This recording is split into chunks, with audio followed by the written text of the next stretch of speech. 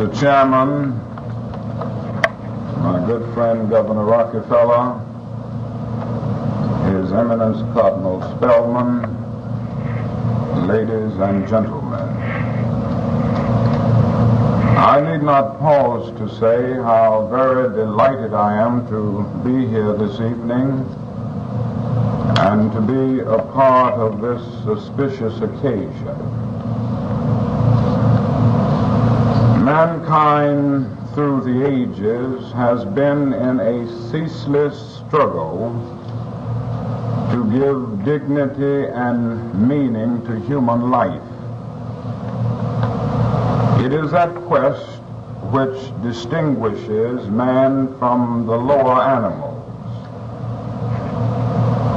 If our nation had done nothing more in its whole history than to create just two documents, its contribution to civilization would be imperishable. The first of these documents is the Declaration of Independence, and the other is that which we are here to honor tonight, and the Emancipation Proclamation.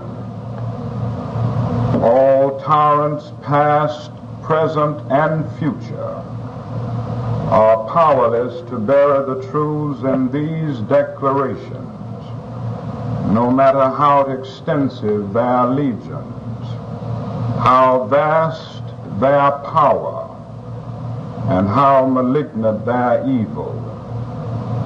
The Declaration of Independence proclaimed to a world organized politically and spiritually around the concept of the inequality of man, that the dignity of human personality was inherent in man as a living being. The Emancipation Proclamation was the offspring of the Declaration of Independence. It was a constructive use of the force of law to uproot a social order which sought to separate liberty from a segment of humanity. Our pride in our progress would be unqualified if the story ended here. But history reveals that America has been a schizophrenic personality where these two documents are concerned. On the one hand, she has proudly professed the basic principles inherent in both documents. On the other hand, she has sadly practiced the antithesis of these principles. If we look at our history with honesty and clarity, we will be forced to admit that our federal form of government has been, from the day of its birth, weakened in its integrity, confused and confounded in its direction by the unresolved race question. We seldom note or give adequate significance to the fact that Thomas Jefferson's text of the Declaration of Independence was revised by the Continental Congress to eliminate a justifiable attack on King George for encouraging slave trade. It was changed lest it offend the Southern representatives, just as today still legislation is discarded or emasculated lest it too give offense to Southern representatives. Jefferson knew that such compromises with principle struck at the heart of the nation's security and integrity. In 1820, 6 years before his death, he wrote these melancholy words: "But this momentous question, like a fire bell in the night, awakened and filled me with terror. I considered it at once as the nail of the Union. I regret that I am now to die in the belief that the useless sacrifice of themselves by the generation of 1776 to acquire self-government and happiness to their country is to be thrown away. And my only consolation is to be that I live not to weep over it. Our nation has experienced a ceaseless rebellion against the Declaration of Independence, the Constitution, the Emancipation Proclamation, and the Supreme Court by one region. In the Revolutionary War, powerful slave elements in the South fought with the British. The development of the nation to the West was complicated and hindered by the slave power. And only the Holocaust of war settled the direction and character of our growth. But the rebellion against equality continued into the second half of the 19th century and into the 20th century, diminishing the authority of the federal government and corroding its authority. It has contaminated every institution in our society. Today, that single region of our country still holds a veto power over the majority of the nation, nullifying basic constitutional rights, and in the exercise of its illegal conduct, retarding our growth. The South, in walling itself off from the application of laws and judicial decrees behind an iron curtain of defiance, becomes a law unto itself. It is an autonomous region whose posture toward the central government has elements as defiant as a hostile nation. The unresolved race question is a pathological infection in our social and political anatomy, which has sickened us throughout our history and is still today a largely untreated disease. How has our social health been injured by this condition? The legacy is the impairment of the lives of nearly 20 million of our citizens. Based solely on their color, they have been condemned to a sub-existence, never sharing the fruits of progress equally. The average income of Negroes is approximately $3,300 per family annually, against $5,800 for white citizens. This differential tells only part of the story, however. The more terrible aspect is found in the inner structure and quality of the Negro community. It is a community artificially but effectively separated from the dominant culture of our society. It has a pathetically small, grotesquely distorted middle class. There are virtually no Negro bankers, no industrialists, few commercial enterprises worthy of the name of businesses. The overwhelming majority of Negroes are domestics, laborers, and always the largest segment of the unemployed.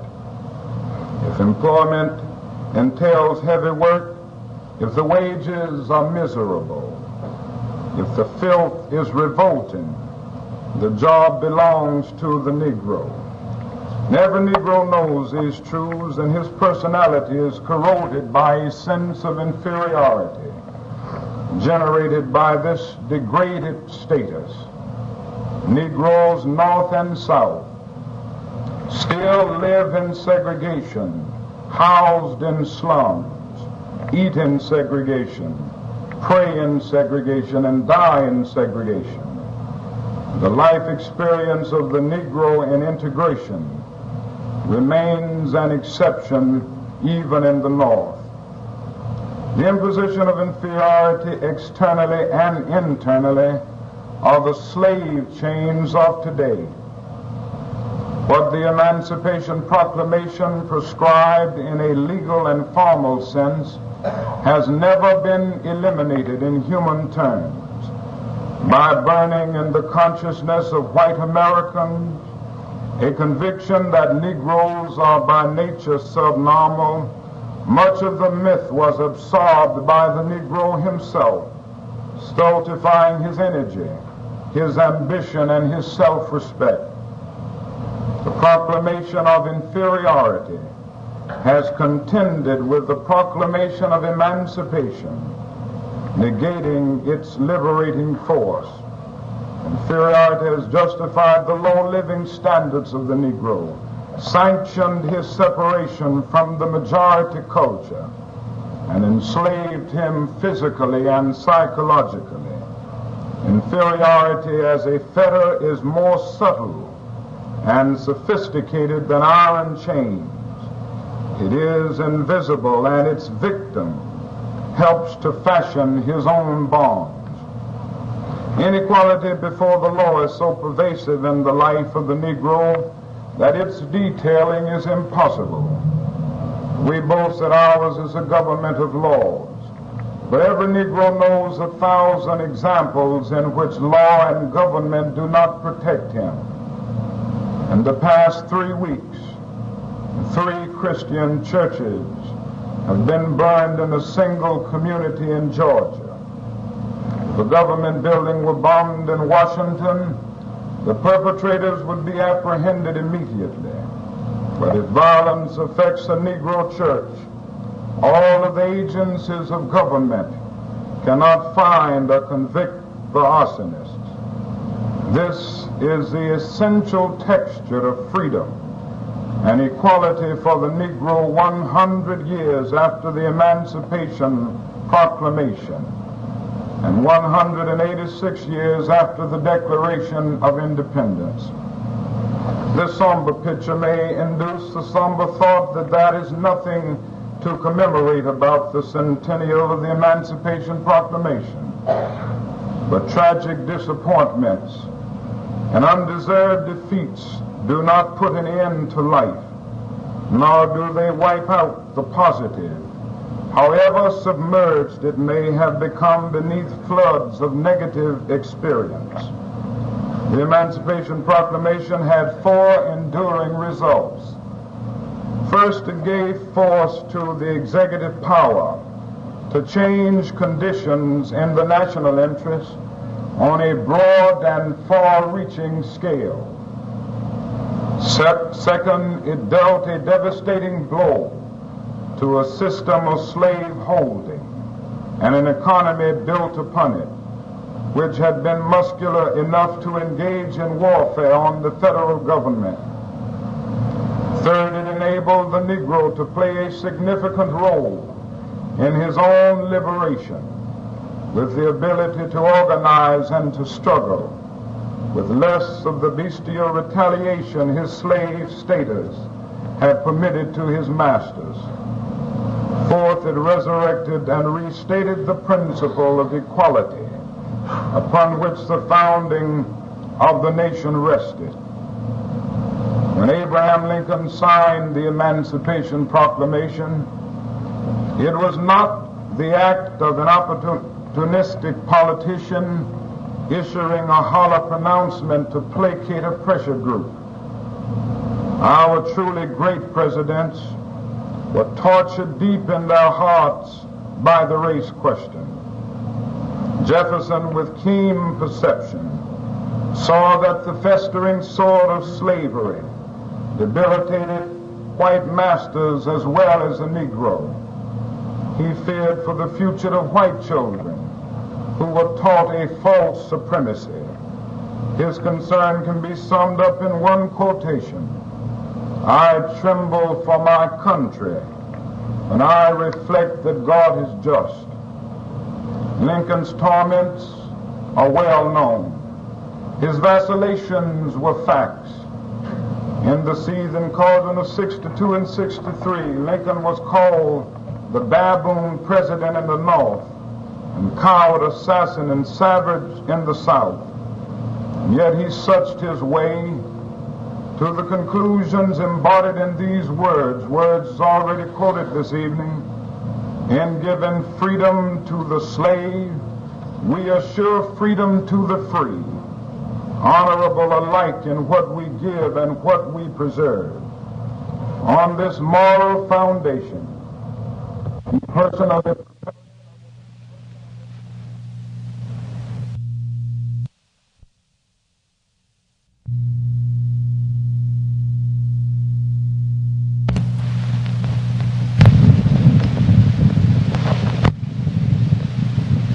on which he immediately acted by deserting the plantations in the South and joining the Union armies in the North. Henry Longfellow, seeing a regiment of Negroes march through Beacon Street in Boston, wrote in his diary, "An imposing sight. There's something wild and strange about it, like a dream. At last the North consents to let the Negro fight for freedom. Beyond the war years, the grim and tortured struggle of Negroes to win their own freedom is an epic of battle against frightful odds. If we have failed to do enough, it was not the will for freedom that was weak, but the forces against us which were too strong." And we have spelled out a balance sheet of the Emancipation Proclamation, its contributions and its deficiencies, which our lack of zeal permitted to find expression. And that is but one way to commemorate the Emancipation Proclamation. And that is to make its declarations of freedom real, to reach back to the origins of our nation, when our message of equality electrified an unfree world and reaffirmed democracy by deeds as bold and daring as the issuance of the Emancipation Proclamation. We do not have as much time as the cautious and the patient try to give us. We are not only living in a time of cataclysmic change, we live in an era in which human rights is a central world issue. The shape of the world today does not afford us the luxury of an anemic democracy. A totally new political phenomenon has arisen from the rubble and destruction of World War II. A neutralist sector has established itself between the two contending camps of the world. More than 1 billion people are in the neutralist arena, and it is growing everywhere, even in the Western Hemisphere, covering territory larger than our own national boundaries. These nations are neutral because they do not trust the integrity of East or West on the issue of equality and human rights. In India, Indonesia, and Brazil, to mention but a few, the right to vote has been exercised even by illiterate peasants in primitive villages still surrounded by jungles. In some of our glittering cities in the South, college professors cannot vote, cannot eat, and cannot use a library or a park in equality. In Africa, Negroes have formed states, govern themselves, and function in world tribunals with dignity and effectiveness. The simple fact is that the relative progress in undeveloped sectors of the world in human rights races at jet-like speed, while we strain in a horse and buggy for advancement. We are not moving in the world tempo of change. Worse still, as Earth shrinks through communication revolutions, and the shame of Little Rock, Arkansas, and Albany, Georgia flashes around the globe, the world is becoming more aware of our deficiencies. Floods of consumer goods, superhighways, supermarket, and Telstars do not obscure the existence of racial injustice. And this fact, more than any other, explains why more emerging nations move away from us than toward us. The touchstone is not the sophistication of our industrial devices, but our commitment to freedom and equality. Without faith that we are wedded to these truths, our power and strength become a menace to other peoples, and they will maintain that distance until we have justified their confidence. And while stressing the damage that racial injustice does to our image abroad, that is a more basic reason for grappling with this problem. In the final analysis, we must not seek to solve this problem merely to face the communist challenge.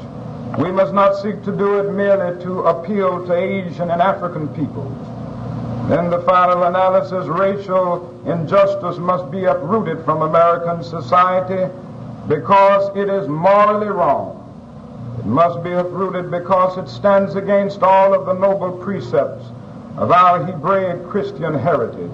It must be done because segregation substitutes an I-it relationship for the I-thou relationship and relegates persons to the status of things.